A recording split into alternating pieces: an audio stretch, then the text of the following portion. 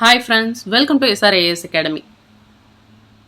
இந்த வீடியோவில் தமிழ்நாடு வடிகால் அமைப்பு இந்த டாப்பிக்கை பார்க்கலாம். வாங்க படிக்கலாம். ஆறுகளை தான் பொதுவாக தமிழ்நாட்டோட உயிர் நாடி அப்படின்னு சொல்கிறாங்க. தமிழ்நாட்டில் நிறைய ஆறுகள் இருக்குது. நம்ம குறிப்பாக பார்க்க போகிறது என்னென்ன ஆறுகள் அப்படின்னு பார்த்தீங்கன்னா காவேரி, பாலாறு, பெண்ணையாறு, வைகை, தாமிரபரணி. தமிழ்நாட்டை பொறுத்த வரைக்கும் பார்த்தீங்கன்னா பெரும்பாலான ஆறுகள் மேற்கு தொடர்ச்சி மலையில தான் உற்பத்தியாகி கிழக்கு நோக்கி பாய்ந்து வங்காள விரிகுடால கலக்குது. மேற்கு தொடர்ச்சி மலைகள் இப்படி இருக்கும் இல்லையா, அங்கே உற்பத்தியாகி கிழக்கு நோக்கி பாய்ஞ்சு வங்கக்கடல்ல போய் கலக்குது. ஓகேவா, இங்கே வங்கக்கடல் இருக்கு. இதுல தாமிரபரணி ஆற்றை தவிர பார்த்தீங்கன்னா மற்ற எல்லா ஆறுமே வற்றக்கூடிய ஆறுகள். ஓகேவா, தாமிரபரணி மட்டும்தான் வற்றாத ஆறு. இதுக்கு என்ன காரணம் அப்படின்னா தென்மேற்கு பருவமழையும் சரி வடகிழக்கு பருவமழையும் சரி ரெண்டு மழையாலையுமே இந்த தாமிரபரணி ஆறு பயன்படுறதுனால இது வற்றாத ஆறா இருக்குது. தமிழ்நாட்டோட முக்கிய ஆறுகளுக்கான மேப் பார்க்கலாம். இதுல நம்ம என்னென்ன ஆறை பத்தி பார்க்க போறோம் அப்படின்னு பார்த்தீங்கன்னா பாலாறு, பெண்ணையாறு, காவிரி ஆறு, வைகை ஆறு, தாமிரபரணி, இந்த ஆறுகளை பற்றிலாம் பார்க்கலாம். ஃபர்ஸ்ட் காவிரி ஆறு. காவிரி ஆறு எங்கே உற்பத்தி ஆகுது அப்படின்னு பார்த்தீங்கன்னா கர்நாடக மாநிலத்தில் தான் உற்பத்தி ஆகுது. கர்நாடக மாநிலத்தில் கூர்க் அப்படிங்கிற மாவட்டத்தில் இருக்க மேற்கு தொடர்ச்சி மலைகளில் பிரம்மகிரி குன்றுகளில் தலைக்காவேரி என்னும் இடத்துல உற்பத்தி ஆகுது.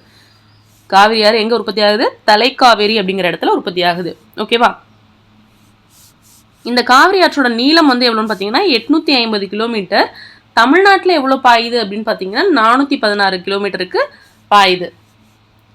இந்த காவிரி ஆறு தான் என்னவா இருக்கு அப்படின்னா தமிழ்நாடு மற்றும் கர்நாடகாவிற்கு ஒரு 64 கிலோமீட்டருக்கு பார்டரா இருக்கு. ஓகேவா, தர்மபுரி மாவட்டத்தில் ஒகேனக்கல் அப்படிங்கிற பகுதியில் ஒரு நீர் வீழ்ச்சியை இந்த காவிரி ஆறு உருவாக்குது. நீர் தேக்கங்கள் என்னெல்லாம் கட்டப்பட்டிருக்கு அப்படின்னு பார்த்தீங்கன்னா ஸ்டாண்டி நீர்த்தேக்கம்னு சொல்லுவாங்க. இது மேட்டூர் அணை அப்படின்னு சொல்கிறோம். இது காவிரி ஆற்று குறுக்க தான் இந்த மேட்டூர் அணை கட்டியிருக்காங்க எங்கள் சேலம் மாவட்டத்தில். ஓகேவா, இந்த மேட்டூர் நீர்த்தேக்கத்துலேருந்து 45 கிலோமீட்டர் கிட்ட பார்த்தீங்கன்னா பவானி ஆறு இந்த காவிரி ஆற்றோட கலக்குது, வலது கரையில் கலக்கிறது. ஓகேவா, அதற்கப்புறமா பார்த்தீங்கன்னா கிழக்கு நோக்கி பாயும் தமிழ்நாட்டோட சமவெளி பகுதியில் புகுது. கரூர்ல இருந்து ஒரு 10 கிலோமீட்டர் தொலைவில் திருமுக்கூடல் அப்படிங்கிற பிளேஸ்ல அமராவதி மற்றும் நொய்யல் ஆறுகள் காவிரி ஆற்றோட கலக்குது. ஓகேவா, ஃபர்ஸ்ட் எந்த ஆறு? பவானி ஆறு. அடுத்தது அமராவதி மற்றும் நொய்யல் ஆறுகள் கலக்குது. ஸோ இந்த இடத்துல அகலம் அதிகமாக இருக்கிறதுனால இந்த பிளேஸ்ல அகன்ற காவேரி அப்படின்னு சொல்லி அழைக்கப்படுது. நெக்ஸ்ட் திருச்சி மாவட்டத்தில் அப்படின்னு பார்த்தீங்கன்னா காவிரி 2 கிளைகளாக பிரியுது. கொலரன் இல்லைன்னா கொள்ளிடம் அப்படின்னு சொல்கிற வடக்கிளையும் இன்னொன்று காவிரியாகவும் இருக்கும். தென்கிளை காவிரியாகவும் இருக்குது. இந்த இடத்துல காவிரியோட டெல்டா சமவெளிங்கிறது தொடங்குது. 16 கிலோமீட்டர் தொலைவுக்கு பாஞ்சதுக்கு அப்புறமா ரெண்டும் இணைஞ்சு ஸ்ரீரங்கம் தீவை உருவாக்குது. கிராண்ட் அணைக்கட்டு அப்படின்னு சொல்லப்படுற கல்லணைங்கிறது காவிரி ஆற்றோட குறுக்க தான் கட்டப்பட்டிருக்கு. டெல்டா பகுதியில் ஒரு வலை பின்னல் போன்ற ஒரு அமைப்பை உருவாக்கி இருக்கு. இதுதான் தென்னிந்தியாவின் தோட்டம் அப்படின்னு சொல்லி அழைக்கிறாங்க. இந்த காவிரி ஆறால உருவாக்கப்பட்டுள்ள இந்த வலைப்பின்னல் போன்ற அமைப்பு தென்னிந்தியாவின் தோட்டம் அப்படின்னு அழைக்கப்படுது. இதற்கப்புறமா பார்த்தீங்கன்னா காவிரி ஆறு கடலூருக்கு தெற்கே வங்கக்கடல்ல கலக்குது. ஓகேவா, தமிழ்நாட்டில் இருக்க தீவுகள் என்னென்ன அப்படின்னு பார்த்தீங்கன்னா பாம்பன் தீவு, முயல் தீவு, குருசடை தீவு, நல்லத்தண்ணி தீவு, புள்ளிவாசல், ஸ்ரீரங்கம், உப்புத்தண்ணி தீவு, தீவுத்திடல், காட்டுப்பள்ளி தீவு, கூப்பில் தீவு மற்றும் விவேகானந்தர் நினைவு பாறை. இது எல்லாமே தமிழ்நாட்டில் இருக்க முக்கிய தீவுகள். ஓகேவா, காவிரி ஆறு முடிஞ்சிச்சு. நெக்ஸ்ட் பாலாறு. பாலாறு அப்படிங்கிறது பார்த்தீங்கன்னா கர்நாடகாவில் தான் உருவாகுது. கோலார் மாவட்டத்தில் தலகவாரா அப்படிங்கிற பகுதியில் உற்பத்தி ஆகுது.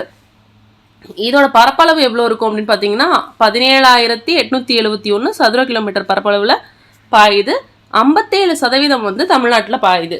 பாலாரோட 57% தமிழகத்திலையும் மீதியெல்லாம் கர்நாடகா மற்றும் ஆந்திராவிலையும் இருக்கு. ஓகேவா, இந்த பாலாறு இங்கே பாருங்கள் நந்திமலையில் உருவாகுது, கர்நாடகாவில் தான் உருவாகுது. ஸோ தமிழ்நாட்டில் 57% மற்றும் ஆந்திராலையும் கர்நாடகாலையும் மீதி இருக்க சதவீதங்களில் பாயுது. பாலாற்றோட துணையாறுகள் என்னென்னு பார்த்தீங்கன்னா பொன்னி, கவுண்டினியா நதி, மலட்டாறு, செய்யாறு மற்றும் கிளியாறு. இதெல்லாம் வந்து பாலாற்றோட முக்கிய துணை ஆறுகள். இந்த பாலாறோட மொத்த நீளம் எவ்வளோன்னு பார்த்தீங்கன்னா 348 கிலோமீட்டர்.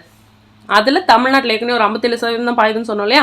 ஸோ தமிழ்நாட்டில் 222 கிலோமீட்டர் தொலைவு பாயுது. வேலூர் மற்றும் காஞ்சிபுரம் மாவட்டங்கள் வழியாக பாஞ்சு கூவத்தூருக்கு அருகே வங்கக்கடலில் கலக்குது பாலாறு. நெக்ஸ்ட் தென்பெண்ணை ஆறு இல்லை தென்பொருணை ஆறு அப்படின்னு சொல்லுவாங்க. இது தென்பெண்ணை ஆறில் கட்டப்பட்ட டேமு. இது சாத்தனூர் டேமு. இது கிருஷ்ணகிரி டேம். தென்பெண்ணை ஆறு வந்து பார்த்தீங்கன்னா நந்தி துர்கா மலைகளில் வந்து கிழக்கு கர்நாடகத்தில் உற்பத்தி ஆகுது. இதோட பரப்பளவு வந்து 16,019 சதுர கிலோமீட்டர். தமிழ்நாட்டில் 77% வந்து பாயக்கூடியது. தென்பெண்ணை ஆற்றோட நீளம் வந்து பார்த்தீங்கன்னா 247 கிலோமீட்டர் நீளத்துக்கு இந்த நதி பாயுது. எந்தெந்த மாவட்டங்கள் வழியாலாம் போகுது அப்படின்னு பார்த்தீங்கன்னா கிருஷ்ணகிரி, தர்மபுரி, வேலூர், திருவண்ணாமலை, கடலூர் மற்றும் விழுப்புரம் மாவட்டங்கள் வழியா தென்பெண்ணை ஆறு பாயுது. இந்த நதிக்கு வந்து கிளை நதி அப்படின்னு பார்த்தீங்கன்னா கெடிலம் மற்றும் பெண்ணையாறு. இது வந்து 2 கிளைகளாக பிரிஞ்சு திருக்கோவிலூர் அணைக்கட்டுக்கிட்ட பிரியுதான். ஓகேவா. இந்த கெடிலம் ஆறு வந்து கடலூருக்கு பக்கத்துலையும் பெண்ணையாறுங்கிறது புதுச்சேரிக்கிட்டையும் வந்து வங்கக்கடலில் கலக்குது. தென்பெண்ணை ஆற்றோட துணை ஆறுகள் இதெல்லாம் சின்னாறு, மார்க்கண்ட நதி, வாணியாறு மற்றும் பாம்பன் ஆறு. இதில் இருக்க முக்கிய நீர்த்தேக்கங்கள் வந்து பார்த்தீங்கன்னா கிருஷ்ணகிரி மற்றும் சாத்தனூர் நீர்த்தேக்கங்கள். இந்த ஆறு உற்பத்தி ஆகிற இடத்துல வந்து கனமழை காரணமாக வந்து திடீர்னு குறுகிய கால வெள்ளப்பெருக்கை ஏற்படுத்தும். ஸோ தமிழ்நாட்டோட முக்கிய நீர்ப்பாசன ஆதாரமாக வந்து இந்த பெண்ணை ஆறு விளங்குது. இந்து சமய மக்களால் புனித நதியாக கருதப்பட்ட பெண்ணை ஆறில் ஜனவரி, பிப்ரவரி மாதங்களில் வந்து விழாக்கள் கொண்டாடப்படுது. நெக்ஸ்ட் பார்க்க போகிறது வைகை ஆறு. வைகை ஆறு எங்கே உற்பத்தி ஆகுது அப்படின்னு பார்த்தீங்கன்னா தமிழ்நாட்டோட மேற்கு தொடர்ச்சி மலையில் இருக்க வருஷ நாட்டு குன்றுகள் இங்கே அதோட கிழக்கு சரிவில் உற்பத்தி ஆகுது. இதோட பரப்பளவு வந்து 7,741 சதுர கிலோமீட்டர் பரப்பளவு கொண்டிருக்கு. இந்த வைகை நதி வந்து முழுவதுமே தமிழகத்தில் தான் பாயுது. இதோட நீளம் வந்து பார்த்தீங்கன்னா 258 கிலோமீட்டர் நீளம் கொண்டது. மதுரை, சிவகங்கை மற்றும் ராமநாதபுரம் ஆகிய மாவட்டங்கள் வழியாக பாயுது வைகை அணை.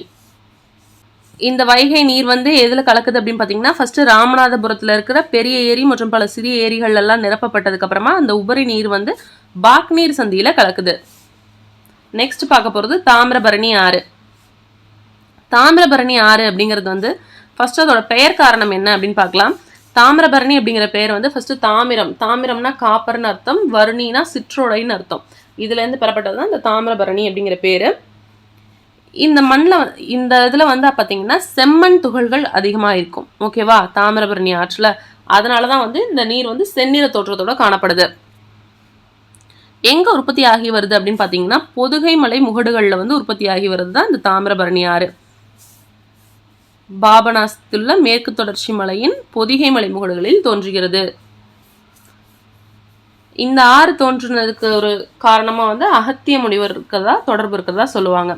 அடுத்தது எங்கே கலக்குது அப்படின்னு பார்த்தீங்கன்னா திருநெல்வேலி மற்றும் தூத்துக்குடி மாவட்டங்கள் வழியாக பாய்ந்து இறுதியில் வங்கக்கடலில் கலக்குது. காரையாறு, சேவலாறு, மணிமுத்தாறு, கடனாநதி, பச்சையாறு, சிற்றாறு மற்றும் ராமநதி இது எல்லாமே வந்து தாமிரபரணி ஆற்றோட முக்கிய துணை ஆறுகள். இதோட சிறப்பு என்ன அப்படின்னு பார்த்தீங்கன்னா தென்னிந்தியாவின் ஒரே வற்றாத நதி தாமிரபரணி ஆறு. தமிழ்நாட்டின் முக்கிய நீர்வீழ்ச்சிகள் வந்து என்னென்ன இருக்குது அப்படின்னு படிச்சுக்கணும். இதுலேருந்து கொஷின்ஸ் ரைஸ் ஆகும். தர்மபுரிக்கு ஒகேனக்கல், திருநெல்வேலிக்கு கல்யாண தீர்த்தம் மற்றும் குற்றாலம், தேனிக்கு கும்பக்கரை மற்றும் சுருளி, நாமக்கலுக்கு ஆகாய கங்கை, நீலகிரியில் கேத்ரின் பைக்காரா, சேலம் கிள்ளியூர், விருதுநகர் ஐயனார், கோயம்புத்தூர் வைதேகி, செங்குபதி, சிறுவாணி மற்றும் கோவை குற்றாலம், திருப்பூர் திருமூர்த்தி, மதுரை குட்லாளம்பட்டி, கன்னியாகுமரி திருப்பரப்பு, காளிகேசம், முழக்கை மற்றும் வட்டப்பாறை. இந்த முக்கிய நீர்வீழ்ச்சிகள் எல்லாத்தையும் ரொம்ப இம்பார்ட்டன்ட், கண்டிப்பாக கொஸ்டின்ஸ் வர வாய்ப்பு இருக்குது. ஸோ நல்லா படிச்சுக்கோங்க. ஹோப் இந்த வீடியோ உங்களுக்கு யூஸ்ஃபுல்லாக இருந்திருக்கும்னு நினைக்கிறேன். இன்னும் இதே மாதிரி நிறைய வீடியோஸ் வேணும்னா நம்ம சேனலுக்கு சப்ஸ்கிரைப் பண்ணுங்கள் அண்ட் சப்போர்ட் பண்ணுங்கள். உங்கள் ஃப்ரெண்ட்ஸ்க்கெலாம் ஷேர் பண்ணுங்கள். தேங்க்ஸ் ஃபார் வாட்சிங். Happy learning.